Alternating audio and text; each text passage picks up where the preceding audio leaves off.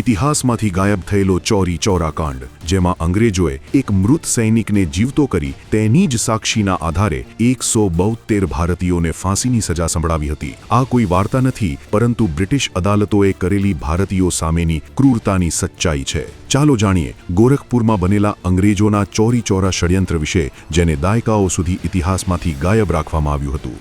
દિવસ હતો 2 ફેબ્રુઆરી 1922. આ દિવસે ગોરખપુરના ગૌરી બજારમાં ગ્રામજનો મોંઘવારી, દારૂની દુકાનો અને કરના વિરોધમાં શાંતિપૂર્ણ પ્રદર્શન કરી રહ્યા હતા. પરંતુ અંગ્રેજી પોલીસને તે શાંતિ ખૂંચવા લાગી. ગ્રામજનો પર લાઠીઓ વરસાવી પોલીસે અસંખ્ય લોકોની ધરપકડ કરી, જેના વિરોધમાં ફરી 4 ફેબ્રુઆરીએ હજારો ગ્રામજનો ચોરી ચોરા પોલીસ મથક સામે ભેગા થયા.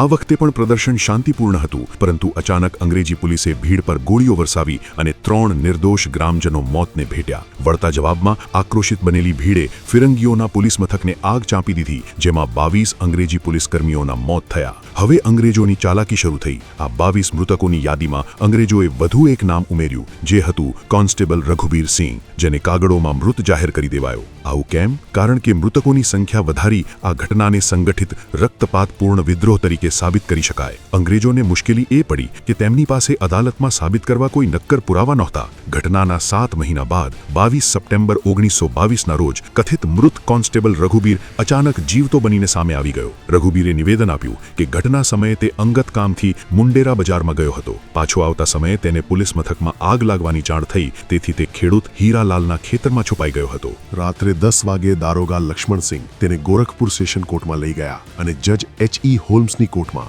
કોન્સ્ટેબલ રઘુબીરને પ્રત્યક્ષ દ્રષ્ટા સાક્ષી તરીકે રજૂ કરવામાં આવ્યો. કોઈને પણ જાણ કર્યા વગર રઘુબીરને 7 મહિના કસ્ટડીમાં રાખી જુબાની આપવા તૈયાર કરવામાં આવ્યો હતો. પછી ફક્ત તેની જુબાનીના આધારે 172 ગ્રામજનોને એક સાથે મૃત્યુદંડની સજા ફટકારવામાં આવી. અંગ્રેજોના આ ક્રૂર ચુકાદાને લીધે સમગ્ર દેશમાં આક્રોશ ફેલાયો અને આ કેસમાં પ્રસિદ્ધ વકીલ અને સ્વતંત્રતા સેનાની પંડિત મદન મોહન માલવીયજીની એન્ટ્રી થઈ. તેમણે અલ્હાબાદ હાઈકોર્ટમાં આ નિર્ણયને પડકાર્યો. માલવીયજીએ પૂછ્યું, જો આગ લાગી હતી તો પછી ધુમાડા અને અંધકારમાં લોકોની ઓળખ કેવી રીતે થઈ? આ તર્કના કારણે 172 લોકોને મળેલી ફાંસીની સજા રદ કરવી પડી. પરંતુ તેમ છતાં બ્રિટિશ શાસને 19 ગ્રામજનને ફાંસી આપી દીધી. આ સિવાય 2 લોકો કેદમાં મૃત્યુ પામ્યા. 14ને આજીવન કેદ, 19ને 8 વર્ષ, 57ને 5 વર્ષ, 20ને 3 વર્ષ, 3ને 2 વર્ષની સજા મળી અને માત્ર 38 લોકો નિર્દોષ જાહેર થયા. આ બધું એક ખોટા સાક્ષી, એક મૃત સૈનિક અને અંગ્રેજોના ષડયંત્રના જોરે થયું હતું. ચોરી ચોરા કાંડે